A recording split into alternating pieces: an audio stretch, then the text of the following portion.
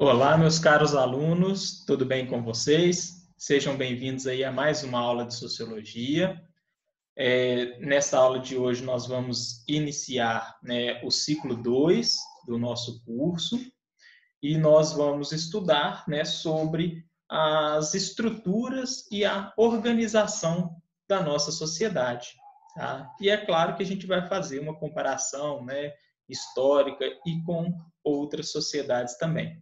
Antes da gente iniciar, eu já quero dar um aviso para vocês que a apostila, do caderno de atividades vai estar sendo enviada para vocês junto com este vídeo, juntamente com essa aula. E não vamos ter, correção de atividades, na aula de hoje, porque, nessa semana, porque vocês estão fazendo aí, o simulado. Então, para que vocês foquem, na preparação aí para esse simulado e, tenham resultados aí satisfatórios, exitosos. Então, fica aí o recado. Na próxima aula, que vai ser do conteúdo de filosofia, nós já vamos começar com as correções das atividades, tá? Referentes àquela matéria e depois a de sociologia. Bom, então vamos aí para a aula de hoje, vamos falar aí sobre a estrutura e a organização da sociedade. Bom, para a gente compreender um pouco mais, como que a sociedade ela é estruturada, nós temos que nos perguntar, e entender o que é a socialização. Porque sociedade não é a relação que todos os indivíduos, seja unitariamente, ou em grupos, exercem, relações sociais para compor essa sociedade. Sociedade não é tudo isso, essa coisa ampla que engloba instituições sociais, grupos sociais, relações sociais. Então, para que a gente entenda a formação dessa sociedade, com toda essa interação, a gente tem que estudar e compreender o que é a socialização. A socialização, ela é o processo em que o indivíduo vai ser inserido dentro dessa sociedade. É onde que esse indivíduo ele vai aprender, as normas dessa sociedade, os costumes que essa sociedade, impõe ali aos seus indivíduos, tá? E tudo isso começa onde? Lá na família, assim que a criança nasce, e a forma com que, a família vai tratar essa criança já inicia esse processo de socialização. É o que a gente vai chamar, de socialização primária, aquela que vai ocorrer no seio da família, tá? É o primeiro contato ali, da criança assim que vem ao mundo com a família. E, a partir disso, nós vamos ter a socialização secundária, tá? Que ocorre assim que a criança ela entra na escola, assim que a criança ela passa a ter contato com outras pessoas, com os vizinhos, enfim, com o dono do mercadinho, da padaria. Tá? Então, aí vem a socialização secundária. Então, toda essa interação que esse indivíduo faz, com outros membros que já estavam inseridos ali na sociedade, ensina a ela, determinados comportamentos, determinados padrões, tá? E isso, vai integrar ela à sociedade. Então, socialização é o processo, que os indivíduos têm, para se integrar à sociedade. Aqui no texto aqui do slide, eu coloquei como socialização secundária, a que ocorre a partir da fase da adolescência, para que fique uma melhor compreensão, porque os adolescentes eles já conseguem distinguir mais, aquilo que vem, da família, já está a sua concepção formada, das normas, morais, éticas que a família tinha para passar para ele, e a partir, da adolescência ele vai, trilhar caminhos próprios, tá? Mas, né, como eu disse, essa socialização secundária, ela inicia assim que a criança sai, né, do seio familiar, né, e passa a ter contato também com outros membros ali da sociedade. Tá? E esse processo de socialização, ele para? Não. Né? Ao longo de toda a nossa vida, né, nós vamos estar participando, né, de relações sociais, vamos estar interagindo, né, socialmente com outros grupos sociais, com outras pessoas, e vamos estar sempre, né, reformulando ali o nosso comportamento, né, dentro da sociedade. Então, a socialização, esse processo de aprendizagem, podemos dizer assim, né, a se comportar dentro da sociedade, ele inicia na infância e vai terminar só quando a gente morrer, tá? Então, é um processo através do qual os indivíduos são preparados para participar dos sistemas sociais. O processo de socialização dura a vida toda e, durante esse processo, o indivíduo sofre diversas transformações, tá? Então, se quiserem anotar essa parte aqui, podem anotar que resume bem o que é esse processo de socialização. Bom, mas tem um longo caminho aí, né, no meio entre o indivíduo, né, e esse aprendizado, né, as formas com que ele vai aprender, né, é importante também a gente saber, tá? E quem que vai ensinar também, tá? Então, a família é um, né, desses grupos sociais que vão, né, ser agentes desse processo de socialização. Mas nós vamos ter outros também, que nós vamos comentar aqui, tá? Ainda falando sobre a socialização aqui, ó, integra todos os domínios da vida do indivíduo, os hábitos alimentares, as noções de bem e de mal, os comportamentos físicos, as relações com seus semelhantes, são resultados adquiridos e conseguidos deste processo, tá? No primeiro dia de aula, eu comentei com vocês a respeito, por exemplo, né, da gente comer com garfo e faca, né? É um hábito, né, que a grande parte de nós temos, porque foi nos ensinado, né, a comer de garfo e faca, tá? Ou se for olhar em outra sociedade, né, aquele comportamento é ensinado de forma diferente, né? Como na sociedade oriental, chinesa, né? No Japão, que eles comem com o hashi. Então, tudo isso faz parte desse processo de socialização.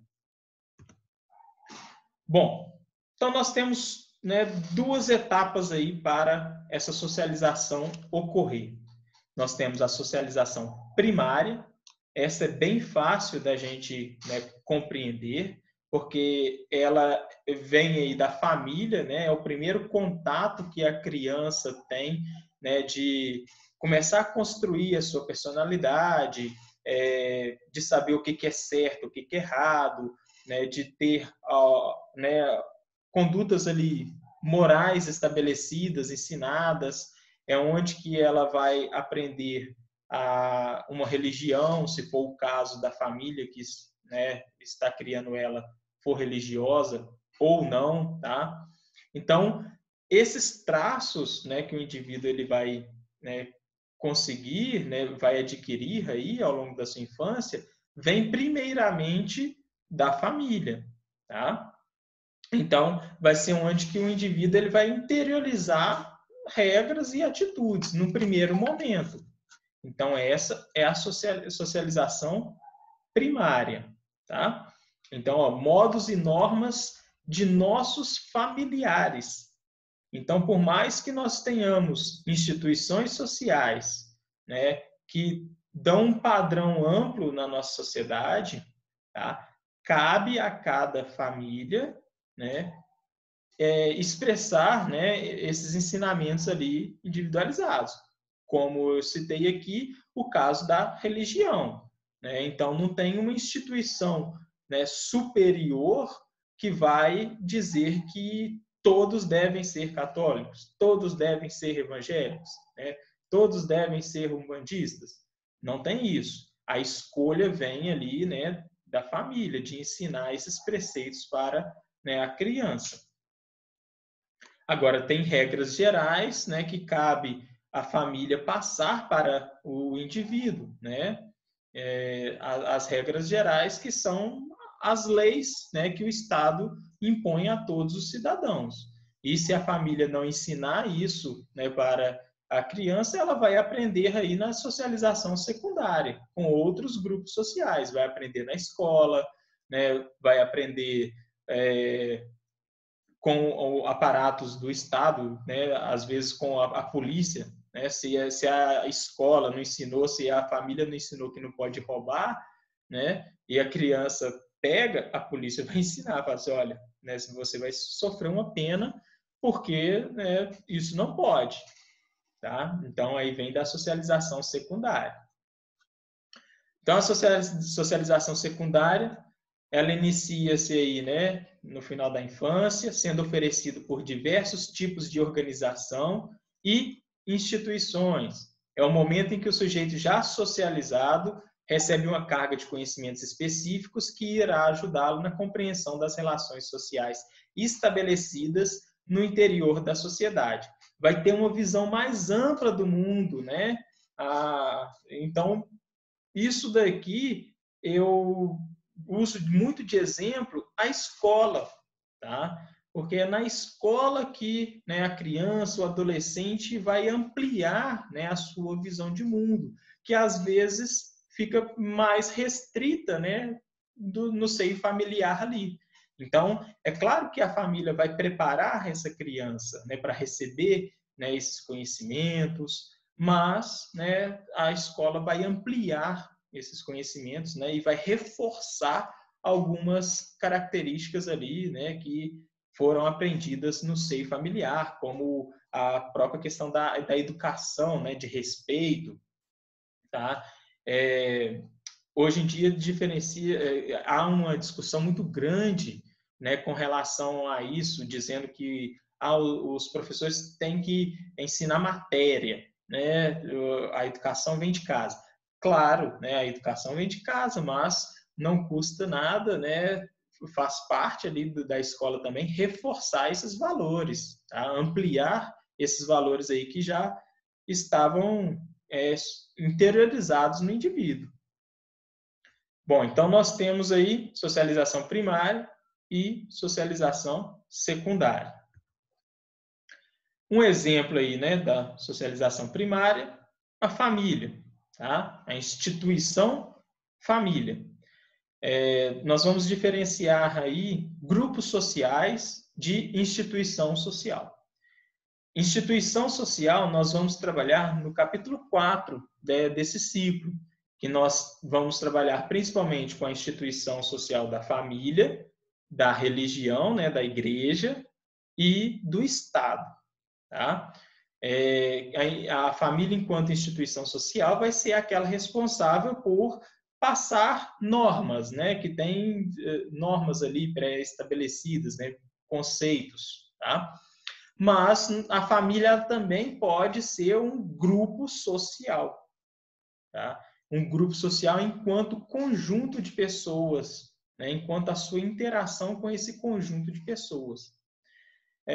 Um exemplo, você pode não ter uma relação boa com o seu pai, com a sua mãe, com seus irmãos, tá? Mas você não deixa de estar integrado a essa família e essa família, né, continua, né, te passando valores, né? Foi ela que te passou determinados valores, por mais que, né, a sua relação, né, com ela não seja boa.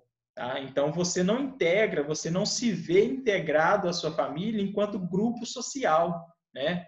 Você não participa do grupo do WhatsApp, né? Você não conversa, não senta lá na mesa no almoço de domingo. Enfim, você não se integra à família enquanto grupo social, mas ela não perde o seu status de instituição social. Tá bom? Então, fica essa diferenciação aí. Nós vamos aprofundar um pouco mais nessa questão da instituição social no capítulo 4, tá? Mais para frente. Então, a família é o primeiro espaço da socialização primária, tá? E a escola, né, vem aí, a escola, assim como outros grupos sociais, tá? Aqui é um exemplo, vem como a socialização secundária, onde que nós vamos ampliar aqueles conhecimentos adquiridos, passados por nós na socialização primária. Bom, então, precisa-se de alguém para nos ensinar, né? Essas condutas, essas normas, né? Esses padrões. E aí entra, né, os agentes de socialização, né, que vão ser aqueles que vão passar, né, para a gente essas, né, experiências aí para que a gente assimile aí, né, esse novo conteúdo. Então, olha só, os agentes de socialização, quem são? Pode ser família, né, pode ser a escola, né, pode ser os meios de comunicação, grupos sociais, tá? Então, todos esses podem ser agentes de socialização. Aqui, a família e a escola, nós já demos, né, o exemplo ali anterior, né?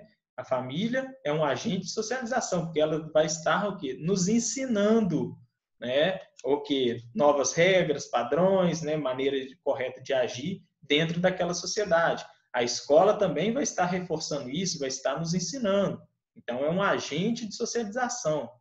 Os meios de comunicação, sim, também, né? Principalmente, né, os meios de comunicação em massa, televisão, hoje em dia, né, as redes sociais, WhatsApp, né, YouTube, tudo isso daí interfere, né, no aprendizado ali da criança, por exemplo, do adolescente, né, que vai absorver aquelas informações e vai fazer com que ele reproduza determinados comportamentos na sociedade, tá? Talvez você já tenha escutado falar alguns exemplos, né, serem citados de que uma criança está agindo de forma às vezes violenta porque está vendo muito, né, filme, né, violento, as propagandas, né, que são cerceadas, né, as propagandas de cunho infantil são censuradas, né, porque elas têm uma capacidade enorme de influenciar as crianças, tá? Então, os meios de comunicação, eles também são considerados agentes de socialização. Então, só para ficar claro aqui, agente de socialização é aquele que vai executar a ação, tá, entre o indivíduo e aquilo, né, que deve ser aprendido. Tá? Então, a integração dos seres humanos em grupos exige que assimilem novas regras e padrões para agirem de maneira correta. Por isso, esses grupos são também considerados agentes de socialização. Bom, e de que forma, né, o indivíduo ele pode aprender, né, o que está sendo passado para ele? De que forma, né, que o indivíduo adquire esse conhecimento? O Peter Berger, né, um austríaco, que vai, né, elaborar estudos sobre esse processo aí de socialização, de aprendizagem, né, de como o indivíduo ele vai adquirir esses conhecimentos dentro da sociedade, ele vai, né, determinar 3 formas, né, pelas quais vão se dar esse processo aí de socialização. A primeira é a aprendizagem, é aquela, né, que consiste em ensinar ao indivíduo como se comportar em determinadas situações, tá? Então, se a menina está de saia ali, né, e senta com as pernas abertas, aí a mãe vai lá e fala assim, filho, não pode, tem que sentar com as pernas cruzadas ali. Ela está ensinando, né? Então, a criança vai aprender, né, por meio desse ensinamento que, né, não se deve sentar com as pernas abertas enquanto estiver usando saia. Tá? O próprio hábito lá de comer com garfo, né, e faca e o hábito de comer com hashi, isso faz parte de um aprendizado que está sendo ensinado, né, para essas crianças, esses indivíduos, em determinadas, né, sociedades, né, diferentes. Aí nós temos a imitação, tá? que é aquilo que é reproduzido, tá, pelos integrantes ali do grupo. Então, você vê uma pessoa, né, agindo de determinada forma e começa a copiá-la, muitas vezes, né, de forma ali inconsciente, né? Você acha que está certo. Então, se a criança, né, tá no seio familiar, onde que os pais xingam, né, os pais eles não leem, comem mal, como que esses pais, né, vão ensinar para essas crianças que deve se ler, que deve se comer, né, de forma saudável, que não deve xingar, não deve responder os outros. Como, né? Se a criança ela está imitando o comportamento dos pais, né? Vai ser muito difícil, tá? Então a criança, né, adolescente, enfim, ele tende a copiar, a imitar, né, o comportamento de integrantes do grupo em que ele está inserido. Aqui entra também a questão, né, dos tribalismos, né, dentro de uma torcida de futebol, organizada de futebol, dentro de um grupo ali de emos, de góticos, nem sei se existe emo mais, de K-pop, enfim. Né, dentro daquele grupo você tende a, né, imitar, reproduzir comportamentos ali dos integrantes. E nós temos, né, a identificação, né, que é o processo em que a criança ela vai, né, se identificar com um modelo, né, e principalmente, né, o pai e a mãe, que é o primeiro modelo que a criança tem, né, e quando mais jovem, adolescente e tal, vai ter outros modelos, né, seja um grande pensador, seja um músico, um artista, enfim, e vai, né, de forma inconsciente ou conscientemente, né, vai tentar mudar, né, e seguir os padrões daquela pessoa, daquele indivíduo que ela tem como modelo, tá? Então, são esses três tipos, né, são essas três ferramentas aí que o indivíduo utiliza para, né, aprender a se integrar à sociedade, né? São os processos aí de socialização. Bom, agora nós vamos falar aí dos grupos sociais, né, que integram essa sociedade, tá? E no qual cada indivíduo, né, vai ter acesso a um grupo, né, social, e esse grupo social ele também é, né, um agente de socialização, né? Como eu tinha mostrado para vocês, falado ali da família, né, falado ali da escola, aí tem, às vezes, uma organização esportiva, né, do qual ele participa, o grupo ali de trabalho, né, da empresa em que a pessoa está inserida. Tudo isso caracteriza num grupo social, tá? Que tem também essa característica de ser um agente, né, de socialização. E nós dividimos os grupos sociais em três, tá? Os grupos primários, secundários e intermediários.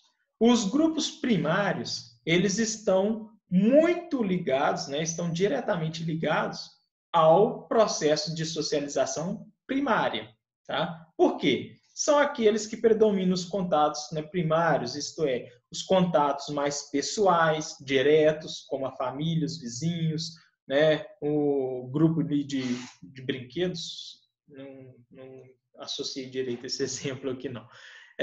Mas, enfim, são aqueles que você tem, né, um laço mais estreito, né, com os membros, né, daquele grupo ali, tá?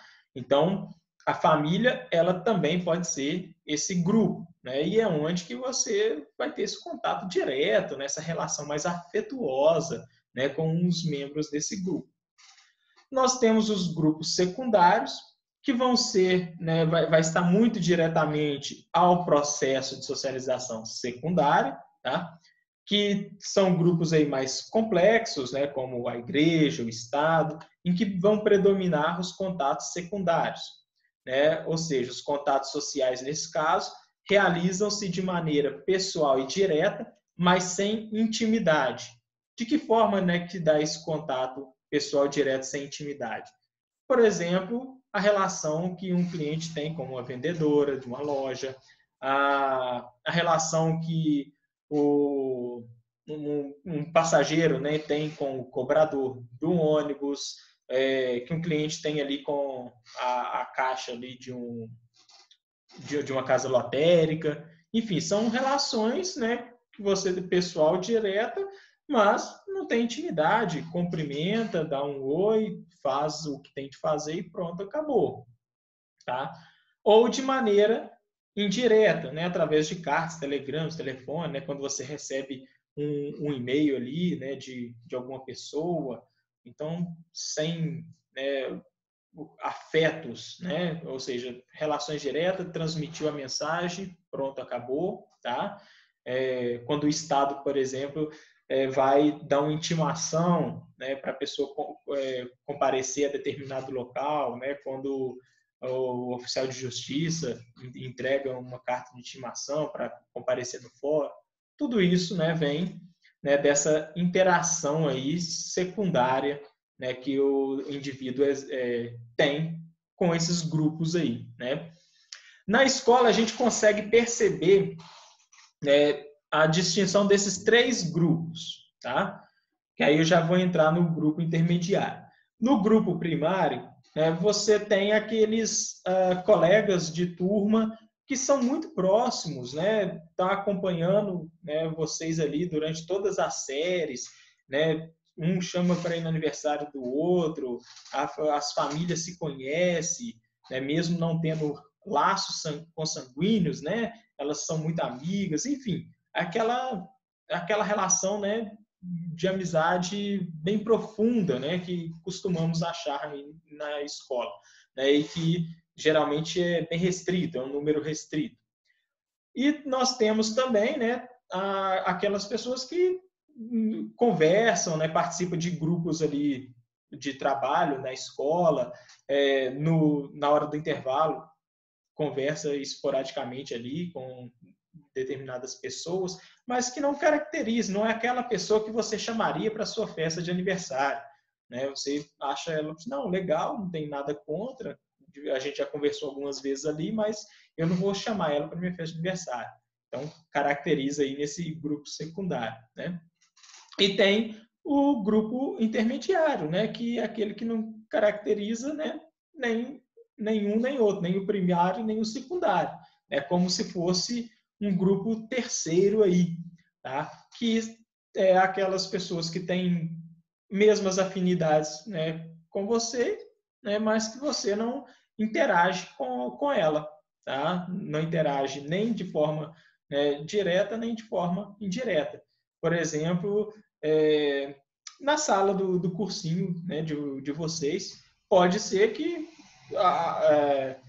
vocês não conheçam todos aí, né, não tenham interação com todos, mas, né, vocês estão integrados a um mesmo ambiente ali, com o mesmo propósito, né, de passar aí no Enem, alcançar aí a universidade, tá? Então, isso caracterizaria o grupo intermediário, tá? Bom, e aí entra também, né, a nossa interação dentro, né, da sociedade, como que a gente vai agir dentro dessa sociedade, porque a gente adquiriu, né, a gente viu até agora as formas de adquirir, né, conhecimentos, normas, né, enfim, padrões, e agora nós vamos ver, né, como que a gente vai agir né, com esse conhecimento. Então, a interação social ela vai caracterizar mudanças e movimentos na sociedade. Tá? A sociedade ela é percebida aí, né, com base nesses movimentos, né, nas mudanças, com base, né, nas ações que nós temos com os outros indivíduos. E nós temos, né, 2 tipos de processos sociais ou interações sociais. Aquelas associativas, tá? Dividida em 3 grupos: cooperação, acomodação e assimilação, e as dissociativas, caracterizada aí na competição e no conflito. Tá? As associativas vão ser aquelas que vão possibilitar uma união entre os indivíduos, tá? Uma organização, muito semelhante àquele lema lá dos positivistas, né? Uma ordem e um progresso. Os dissociativos, né, vão ser aqueles baseados na oposição, no conflito, né, que vai promover uma certa desordem, uma desestruturação na sociedade. Então, olha, nós temos aí os processos associativos, estabelecem formas de cooperação, de convivência e consenso no grupo. Ou seja, a forma com que a sociedade, né, ela pretende se organizar, né? Todos nós queremos viver numa sociedade organizada, né, sem conflitos. Então, nós temos 3 formas, né, de agir para gerar esse processo associativo aí. Então, vão gerar, portanto, né, laços de solidariedade. Já os dissociativos estão relacionados a formas de divergência, oposição e conflito, que podem se manifestar de modos, né, diferentes. Essa imagem aqui fica bem clara, né, a separação entre um processo associativo e um processo dissociativo. Tá? Aqui, né, nos 3 primeiros quadrinhos aqui, estão mostrando processos dissociativos, né? Processos de conflito, de desordem, né? Um quer uma coisa, outro quer outra, né? E acaba que ninguém consegue nada, né? Nem um burrinho aqui, nem o outro, né? Consegue alcançar aqui, né, o feno, o seu alimento. Então, né, no 4º quadrinho aqui, eles fazem, né, uma reflexão, falam assim, então, se a gente for tudo para o mesmo lado, né? Se a gente seguir essa ordem aqui, né, a gente caminhar junto, né? Vamos nos associar, né, e caminhar junto, vamos, né, cooperar, ter uma ação cooperativa, vamos. Então, come de um lado, come de outro, pronto, resolveu, né, o problema. Então, aí dentro dos processos, né, sociais, aí, os associativos, nós temos a cooperação, né, que é a interação através da qual as pessoas, grupos ou comunidades atuam conjuntamente para um mesmo fim, né, de forma direta e de forma indireta. De forma direta, nós temos as ações nas quais as pessoas trabalham juntas. Um exemplo, o mutirão. Quando a gente estava trabalhando, né, com o Durkheim, a gente viu essa divisão aqui, lá no que Durkheim chama de solidariedade orgânica e solidariedade mecânica. Na solidariedade mecânica, típica das sociedades tradicionais, nós temos essa cooperação direta, né? A exemplo aí do mutirão, que todo mundo se ajuda, né? Vão bater uma laje ali, chama os vizinhos tudo, né? Os amigos, e todo mundo vai ajudar, né, a pessoa. E na solidariedade orgânica, lá para Durkheim, nós temos uma cooperação indireta, né? Que mesmo atuando em atividades diferentes, as pessoas necessitam indiretamente uma das outras, pois não são autossuficientes. Por isso que Durkheim chama de solidariedade orgânica, né? Porque ele vai, né, se inspirar ali no corpo humano, né? no organismo, onde que o corpo humano, né, tem as suas diversas células, seus diversos órgãos, né, que são tidos aí como os indivíduos, tá? Mas que não são autossuficientes sozinhos, né? Um precisa do outro para estar funcionando, né? Para a gente estar bem de saúde, né? Fisicamente e tudo mais, precisa de todas as células do nosso corpo estar funcionando direitinho, cada um cumprindo o seu espaço, né? A sua função. Então, é isso daqui na direta, lá. Exemplo, o médico e o lavrador. O médico necessita de alimentos para produzido pelo lavrador, que necessita de atendimento, né, prestado pelo médico. Nós temos aí, né, a competição, tá? A competição, ela é um processo dissociativo, tá? Que vai gerar ali um certo rompimento ali, né, nas estruturas, né, da sociedade, porque vai haver disputa, né, vai haver disputa entre os integrantes. Tá? Então, olha, é a interação que implica na luta por objetivos escassos. Essa interação é regulada por normas, pode ser direta ou indireta, pessoal ou impessoal, e tende a excluir o uso da força. Então, na competição, nós temos normas, né, que vão regular essa competição, como no futebol, numa corrida, onde que só existe um primeiro lugar, né, mas que para você alcançar esse primeiro lugar, você compete com outras pessoas e tem normas. Se você sair fora, né, das normas estabelecidas, né, você gera um conflito, né? Você está descumprindo essa competição. No caso, né, de vocês, vocês vão entrar numa competição, né, com outros estudantes para concorrer a vagas aí na universidade, tá? É uma forma de competição, faz parte da nossa sociedade. E tem normas, né? Todos os estudantes, né, vão seguir as normas estabelecidas ali, né, para eles. Aquele que não cumprir essas normas está fora do jogo, tá? Então, quando a competição viola essas normas, transforma-se em conflito, né? Que são, a gente pode entender, por exemplo, os conflitos entre as torcidas organizadas nos estádios de futebol, tá? Ambas as torcidas estão ali, né, competindo, né, para ver ali qual time vai ser o melhor, tá? Com determinadas leis e regras estabelecidas. E quando, às vezes, o time ali de uma determinada torcida perde, aí a torcida perdedora vai, né, e começa a quebrar o estádio, passa para agressão contra a outra torcida, e aí vira, né, um conflito. Outros exemplos de conflito, tá? Que aí eu já entrei até na outra parte aqui. Outros exemplos de conflito é, por exemplo, os fazendeiros contra o MST, que está tentando invadir as suas terras. Tá? O governo colombiano contra o narcotráfico, né? Os agentes lá do narcotráfico lá na Colômbia. Enfim, são tipos, né, de conflitos. Tá? Um outro exemplo de conflito, né, que existiu aqui no Brasil, os senhores, donos de escravos, né, os senhores de engenho, com os escravos. Era uma relação, né, conflituosa.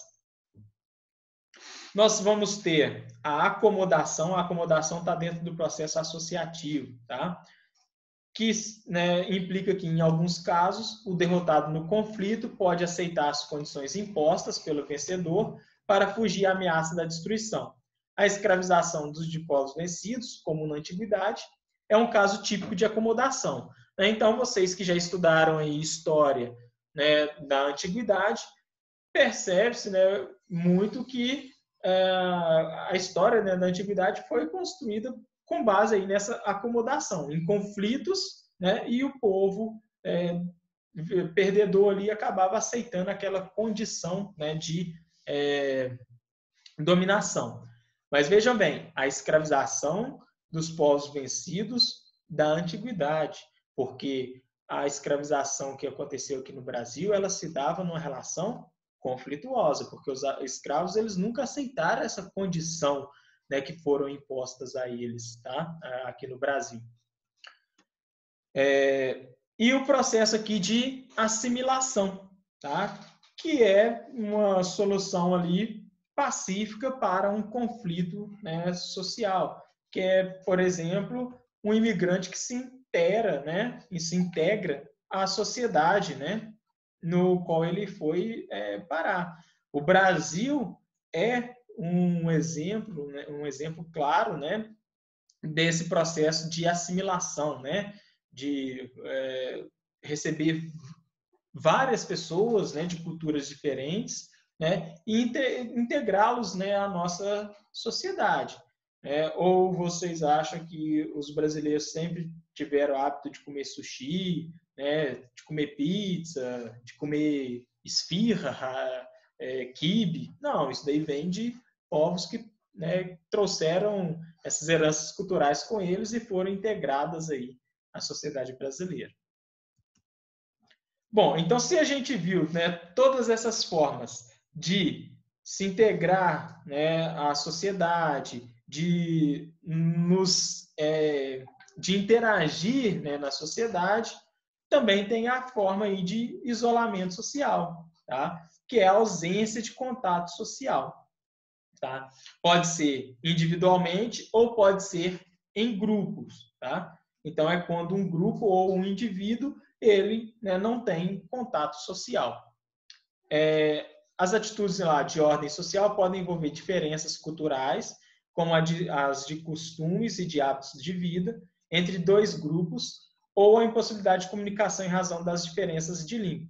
Então, esse isolamento social pode se dar por diferenças culturais, tá? Pode se dar por dificuldade na comunicação. Tá? Imagina que você vai para um outro país e tem uma dificuldade enorme, né, de compreender aquela língua lá, né, de se comunicar. Você não vai conseguir um emprego bom, pelo menos, né, não vai ser chamado, né, para nenhum grupo social, né, as pessoas, né, vão te excluir porque você não consegue conversar com elas.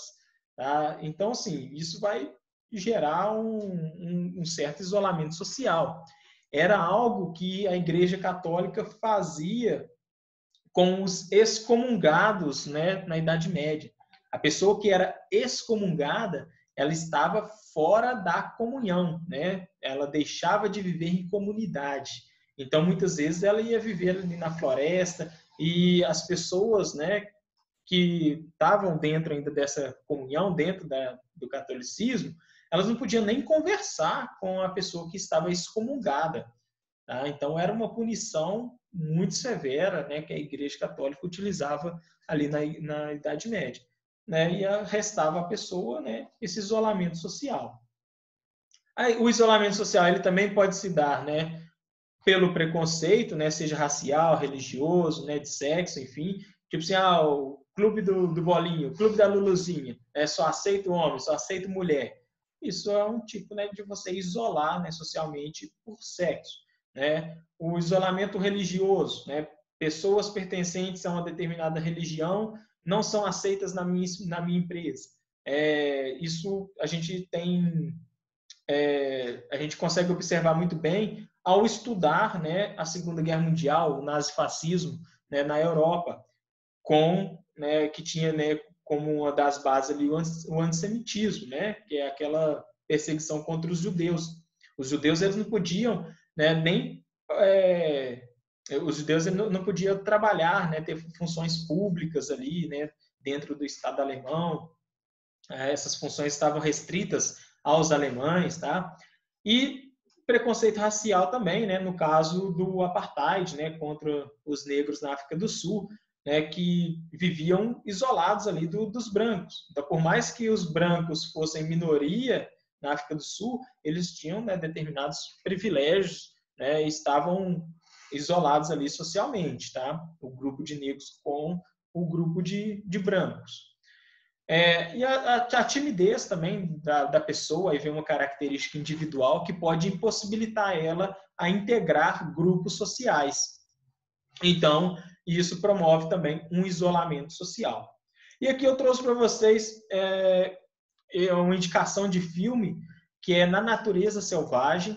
Não sei se algum de vocês já assistiram, tá? Que é baseado em fatos reais, no qual, né, esse rapaz aqui, ele sai, né, decide sair da sociedade e viver isoladamente, né? Então, ele vai viver isoladamente e, né, tem várias experiências aí que quem já passou, né, pela cabeça sair fora da sociedade, né, recomendo ver esse filme aí, né, para ter, né, assim, uma visão, né, de como seria, às vezes, nessa vida aí fora, né, da sociedade, né? Então, ele decide utilizar, assim, o mínimo possível, né, de recursos que a sociedade produziu, né? Totalmente isolado. É muito, muito interessante esse filme, tá? Recomendo mesmo. E aí, né, nós ainda temos dentro da sociedade a questão, né, do status social e dos papéis sociais, que estão, né, relacionados. Não tem como a gente falar de papel social sem falar de status. Status social é a posição que cada indivíduo vai ocupar dentro da sociedade, tá? E esse papel e esse status, ele pode ser atribuído, né, ou seja, indicado ali por outro, né, por outra pessoa. Quer um exemplo? Ministro, né, do Brasil, qualquer ministro, né, do Brasil ali do Poder Executivo, tá? Eles estão ali por indicação do presidente, que tem, né, a prerrogativa de indicar quem ele quiser, tá?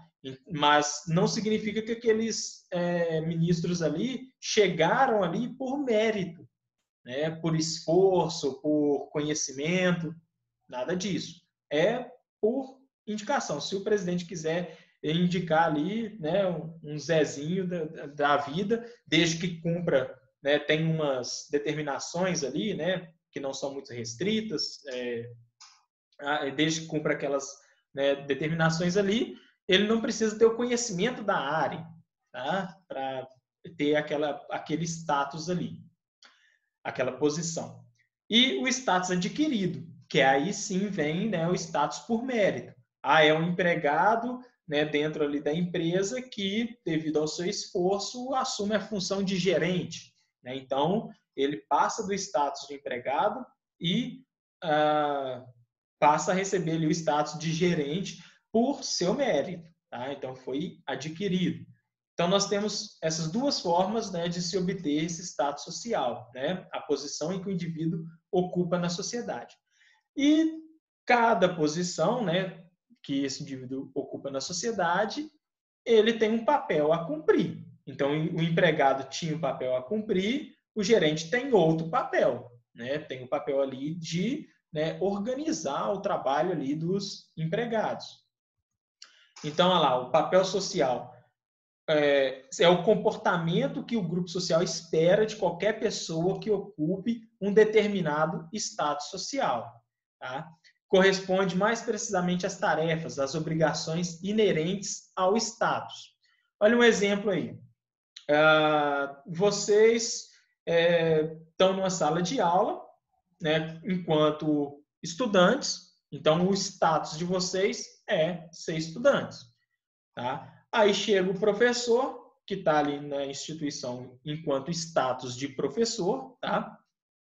Vocês esperam que ele, né, tenha um comportamento baseado no status que ele está ocupando de professor, né? Ou seja, de dar aula, né? Enquanto o professor espera que os estudantes, né, enquanto ali cumprindo seu papel o seu status de estudantes, também desempenhem uma função, né, de prestar atenção, né, de fazer perguntas, enfim, de participar ali da aula, tá? Então, ambos, né, ocupando o seu papel ali, né, o seu status, esperam a execução de um papel dessas pessoas, tá? Por mais que existam diferenças na forma de executar esse papel. Então, nós temos ali professor extrovertido, professor que canta, professor que só passa matéria no quadro, professor que lê, professor, enfim, né, que conta piada. Nós temos diversos tipos de professor com diversas didáticas. Mas, né, o ponto em comum entre esses professores é o quê? É o ensinamento, né? É ensinar. Da mesma forma com os alunos, né? Nós temos diferentes tipos de estudantes, mas espera-se, né, que todos eles, né, cumpram ali o seu papel de prestar atenção na aula, tá? Então fica essa junção aí, né, do status, que é aquilo que cada pessoa, né, assume, né, diante da sociedade, e o papel social, que é aquilo que espera-se que ela execute, tá? Bom, a aula, né, já está se prolongando aí, então vou tentar, né, seguir um pouquinho mais, mas é porque é bastante coisa para falar mesmo, tá, gente? Vamos falar aí da estratificação social, né, que dentro da sociedade nós temos, né, divisões, né, sociais. Toda sociedade, né, tem uma divisão social, que é o que a gente chama de estratos, né, sociais. Como a gente já trabalhou um pouquinho essa questão da estratificação social lá no Pierre Bourdieu, né, eu vou passar ela assim, né, bem mais rapidamente. Tá? Então, a estratificação, né, vem aí, né, do termo de camada. Então, a sociedade ela é dividida por camadas. Nós temos as camadas mais altas, médias, né, e baixas aí. Tá? Então, vem de uma hierarquia. E essa distribuição, né, dentro dessa estratificação se dá pela posição, né, social dos indivíduos, né, das atividades que eles exercem e dos papéis que desempenham na estrutura social. Isso vai variar em cada sociedade. Tá? Por exemplo, lá na sociedade do Congo, né, do Congo, o rei que fundou o Congo ele era ferreiro. Tá? Então, a atividade de ferreiro estava restrita aos nobres apenas, né? Somente as pessoas, né, mais dignas ali que poderiam exercer essa atividade de ferreiro. Coisa que, na Idade Média, por exemplo, né, na Europa, essa atividade era, né, básica ali, né, era da classe mais baixa ali. Né? Um nobre nunca ia para uma forja, né, fazer a sua espada, né, fazer um instrumento ali de ferro. Tá? Então, tem essas diferenciações dependendo da sociedade em que ele está inserido. Tá? Mas todas elas vão identificar a posição em que o indivíduo, né, está. Nós temos 3 tipos, né, de estratificação social, 3 principais tipos. Tá?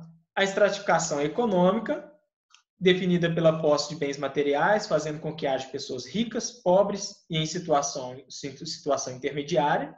Tá? É a mais fácil da gente identificar, a estratificação econômica. A estratificação política, estabelecida pela situação de mando na sociedade, entre grupos que têm poder e grupos que não têm poder. Tá? Estratificação profissional, baseada nos diferentes graus de importância atribuídos a cada profissional, né, pela sociedade. Então, isso daqui se assemelha muito naquela distinção que o Pierre Bourdieu, né, fez da sociedade, né, do qual as desigualdades, né, vão ser sentidas, que elas não são sentidas apenas, né, no capital econômico, né, mas também nós temos no capital cultural, capital social, enfim. Então, esses tipos de estratificação social, quando a gente compreende ele, a gente passa a compreender também as desigualdades sociais que existem dentro da sociedade. Tá? A estratificação econômica, como eu disse, é a mais fácil da gente ver, né? É muito claro nessas 2 fotos aqui quem tem mais dinheiro e quem não tem. Tá? A estratificação política, né? Quem tem mais poder de mando dentro da sociedade, geralmente está ligada, associada à condição econômica, tá? Mas, por exemplo, eu não tenho o poder de mobilizar a força policial, né, para proteger aqui a minha casa. Não tem. Né? Agora, um político, ele pode, mesmo que eu tenha motivos, assim, né? Um político ele pode mobilizar a força policial para um evento, né, por exemplo. Então, se eu quiser organizar um evento, eu não posso, eu não tenho poder de eu mesmo mobilizar a força policial. Eu tenho que fazer um requerimento lá na prefeitura, né, no quartel, enfim, não sei onde o lugar certo não, mas vai ter alguma pessoa que vai conseguir mobilizar essa força policial aí para proteger o evento ali. E a estratificação profissional, né, que, né, se dá também pela desigualdade, né, porque algumas profissões vão estar mais acessíveis a um tipo de classe social. Tá? Então, nós temos, né, diversos tipos aí, né, de profissões dentro da nossa sociedade e algumas são consideradas, né, mais valiosas do que outras. Tá? São mais valorizadas, como a de advogado, a de médico, tá? Que são mais valorizadas de engenheiro do que, às vezes, de um agricultor, né, de um pedreiro, e que são profissões, né, essenciais, né, para a nossa sociedade também. E os tipos, né, de sociedades estratificadas, tá? Nós temos 3 tipos também, né, basicamente. A sociedade estratificada por castas sociais é aquela que vem, né, da divisão por nascimento, né? Então, ela não tem mobilidade social. Se você nasceu, né, naquela condição, você, né, vai morrer naquela condição, tá? Isso predominou muito na sociedade indiana, lá na Índia, tá? Até 1950, quando, né, essas castas foram abolidas ali pelo governo. Só que deixaram uma marca muito, né, muito profunda na sociedade indiana, né, que é sentida até hoje. Assim como a escravidão deixou marcas profundas na sociedade brasileira, que são sentidas até hoje. Tá? Então, não há possibilidade de mobilidade social, ou seja, o indivíduo carrega consigo, pelo resto da vida, a posição social herdada. O casamento entre castas diferentes é proibido. Tá? Então, nós temos lá os brahmanes, os chárias, os vaixas e os sudras. E lá embaixo, que nem faz parte, né, dessa sociedade, como se fosse a escória da escória, né, nós temos os párias, tá? Que são os Dalits, tá? Os Dalits. Naquela novela Caminhos das Índias, que passou na Globo há uns anos atrás, né, mostrava um pouco essa divisão aí das classes, né? Então, os Dalits são os intocáveis, né? Que nenhum membro da sociedade não pode nem tocar neles, não, né, até cai o dedo, tá? Eles são excluídos, são isolados socialmente ali.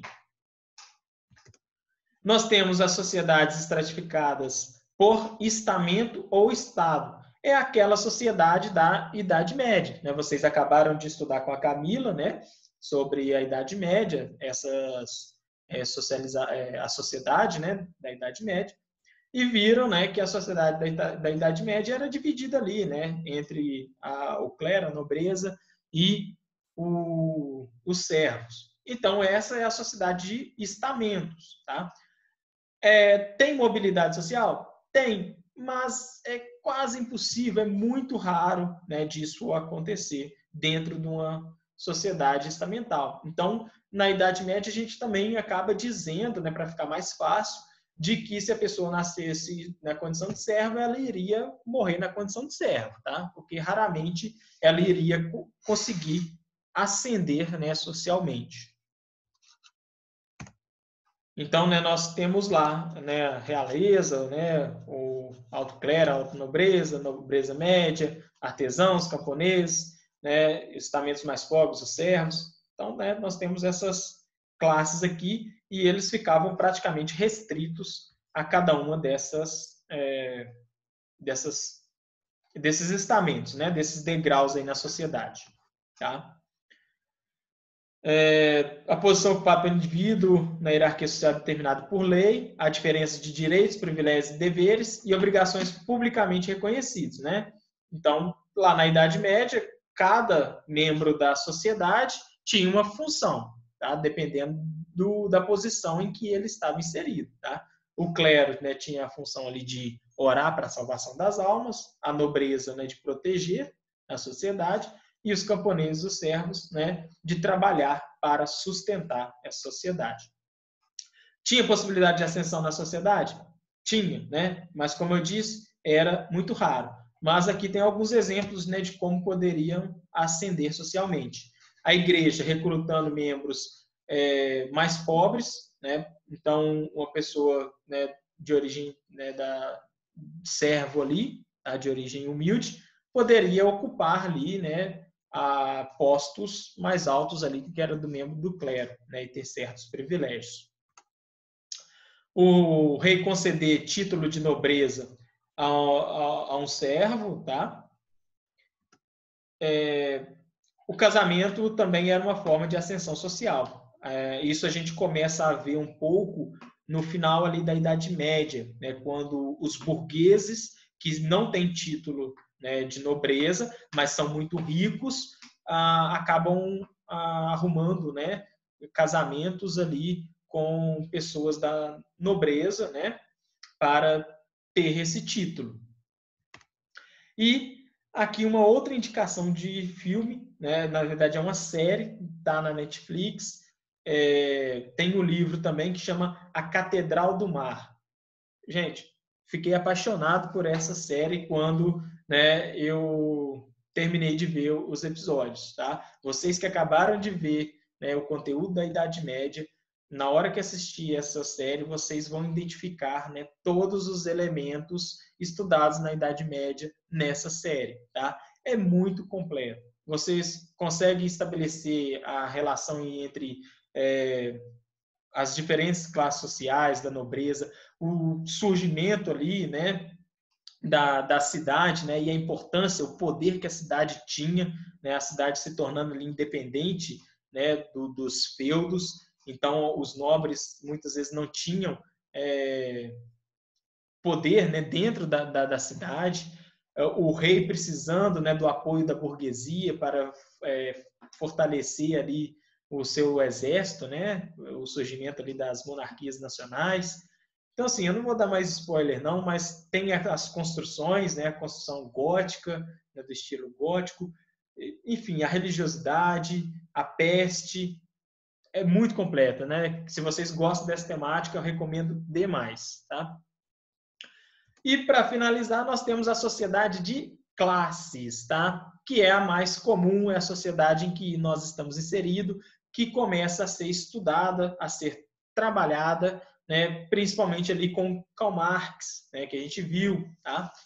E dentro dessa sociedade de classe, né, vamos ver alguns conceitos aqui. Ó. Uma classe social é um grupo de pessoas que tem status social similar, segundo critérios diversos, especialmente o econômico. Então, para Karl Marx, né, o fator econômico é o principal distintor, né, o principal fator que vai distinguir, né, uma pessoa da outra, né, uma classe social da outra, né, com base no seu poder aquisitivo.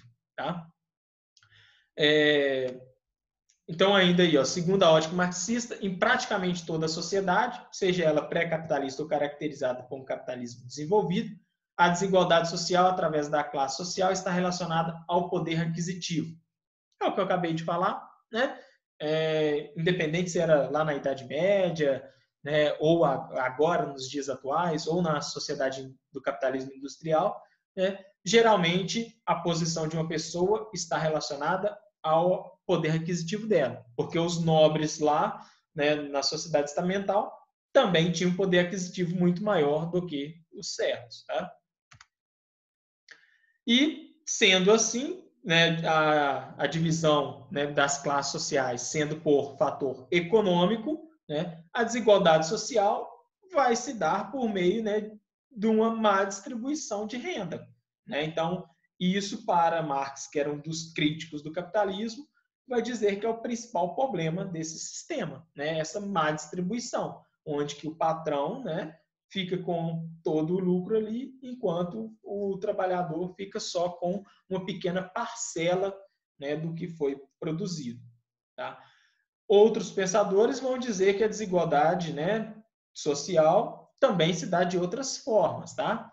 Aqui, principalmente no meio econômico, porque é o que também, né, salta, né, melhor aos nossos olhos, né, o que a gente consegue visualizar melhor. Mas, assim como a gente estudou com o Pierre Bourdieu, a gente vê também que tem outras formas, né, de desigualdade social. Tem a desigualdade, né, racial, tem a desigualdade digital, né, que algumas profissões vão ser mais acessíveis com base no acesso à tecnologia que as pessoas vão ter, a desigualdade, né, de sexo, né? Então, tem outros tipos de desigualdade também. Aí vem aí a, né, nossa estrutura, né, de classes sociais, né, a classe alta, classe média, classe baixa, tá? Com base no poder aquisitivo de cada um deles. De uns anos para cá, né, na última década, nas duas últimas décadas, né, melhor dizendo, nós temos algumas mudanças, né, nessa pirâmide aqui social, tá? Que é o surgimento aqui da classe média alta, tá? É a classe média alta que ocupou uma renda aqui, né? A classe média ela se expande, né, mais pessoas vão ocupar a classe média, né, e dentro dessa classe média, algumas pessoas ainda vão ter um poder aquisitivo, né, maior. Não vão ser ricas, né, tem muita gente da classe média, né, seja alta ou baixa, enfim, que se acha rico, mas não é rica, tá? Gente que acha que por ganhar aí 5 mil, 8 mil, 10 mil ali na família, acha que é rico, tá? Mas isso não é riqueza. Para os padrões brasileiros, até pode se caracterizar, né, em ser rico, tá? Mas isso não é riqueza. Eu não ganho nem os pés disso. Então, né, a sociedade dividida por classes e, né, nós temos aí essa desigualdade, né? A desigualdade que vai existir em todas as sociedades, né? Vão existir desigualdades, tá? Então, vai vir teorias sociológicas dizendo que o Estado deve, né, intervir para diminuir, né, essas desigualdades, né, sociais, tá? Aqui nessa charge aqui, né, o iPhone versus o iPhone, né? Meu iPhone está tocando, meu iPhone está tocando, né? Enquanto umas pessoas, né, têm muito dinheiro, outras não têm nada, né? Não têm o que comer, tá? Se preocupam muito com isso. Bom, então assim foi muitos conceitos, né, trabalhados, né? Foram muitos conceitos e espero que com os exemplos que eu dei, apesar da aula ter ficado extensa, né, vocês tenham compreendido parte dessa estruturação da nossa sociedade, tá? Porque as próximas aulas, né, tudo agora que a gente for vendo, vai, né, se dar muito em cima disso, né, no papel de que cada indivíduo, cada grupo social vai exercer, né, de influência sobre outros, né, essas tensões entre esses grupos, tá? Então, tudo isso aí vai ser mais... vão servir de base, né, para os próximos tópicos, né, das nossas aulas. Então, desejo a vocês bons estudos. Se ficou alguma dúvida que vocês, né, gostariam de aprofundar, vocês mandam, né, no WhatsApp lá, né, no e-mail, qualquer lugar. Um abraço, gente.